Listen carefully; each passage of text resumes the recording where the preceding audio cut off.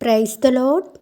ఈరోజు దేవుని వాక్యము యెషయా గ్రంథము 43వ అధ్యాయము 4వ వచనము. నీవు నా దృష్టికి ప్రియుడమైనందున గనుడవైతివి.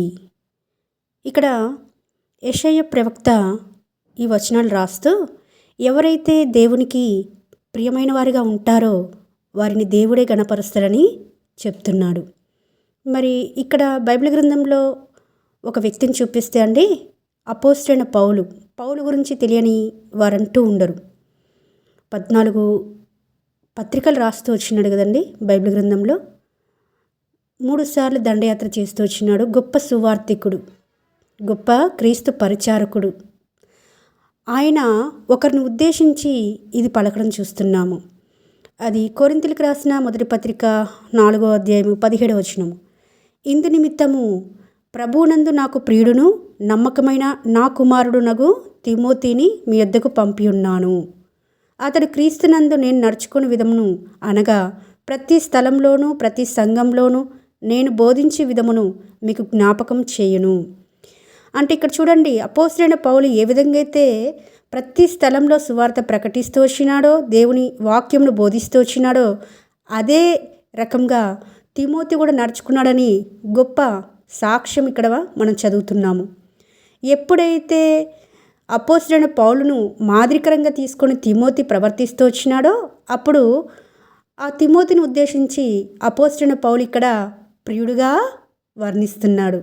మరి ప్రియులు కాని మనము ఒకప్పుడు అన్యజనాంగము, ఏమాత్రమును దేవుని ఎరగని వారము, దేవుడే లేనట్టుగా జీవించిన వారము. అలాంటి మనల్ని దేవుడు తన ప్రియులుగా ప్రియురాలుగా చేసుకుంటూ వచ్చినాడు. అంటే తన సంఘంగా చేసుకుంటూ వచ్చినాడు కదండి.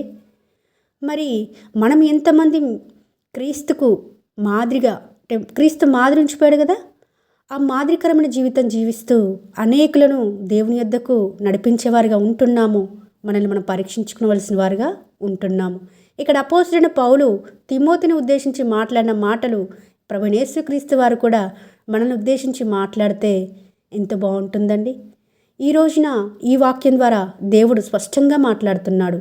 ఎవరైతే నాకు ప్రియులుగా ఉంటారో వారిని నేను గణపరుస్తాను, వారిని నేను ఆశీర్వదిస్తాను, వారిని అన్ని విధాలా నేను వర్ధిల్ల చేస్తానని మాట్లాడుతుంటుండగా మనందరి జీవితాలలో కూడా ఎన్నో లోటుపాట్లు ఉన్నప్పటికీ దేవుడు చెప్పిన మార్గంలో మనం నడిచినప్పుడు మాత్రమే ప్రభువైన యేసుక్రీస్తు వారిని మాదిరికరంగా మనం చేసుకొని, ఆయన ఎలాగైతే ఈ భూలోకంలో జీవిస్తూ వచ్చినాడో, దీనుడై సాత్వికుడై దేవుని పని పట్ల ఆసక్తి కలిగి జీవిస్తూ వచ్చినాడో, ఆ విధంగా మనం జీవించినప్పుడు మాత్రమే మనము దేవునికి ప్రియులుగా ఉంటాము.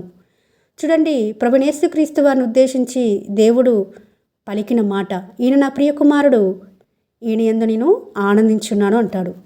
ఈయన నా ప్రియ కుమారుడు, ఈయన మాట వినుడి అని కూడా అంటాడు.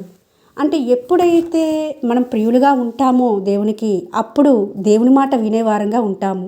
దేవుడు మన యందు ఆనందించేవారుగా ఉంటారని ప్రభుపేట ఈ రోజున ఈ వాగ్దానం ద్వారా మనము పురికొల్పబడిన వాళ్ళమై, జ్ఞానం పొందుకున్న వారమై దేవుని రాకడకు సిద్ధపడినట్లుగా దేవుడు అట్టి రీతిగా మనందరినీ సిద్ధపరచును గాక. ఆమేన్.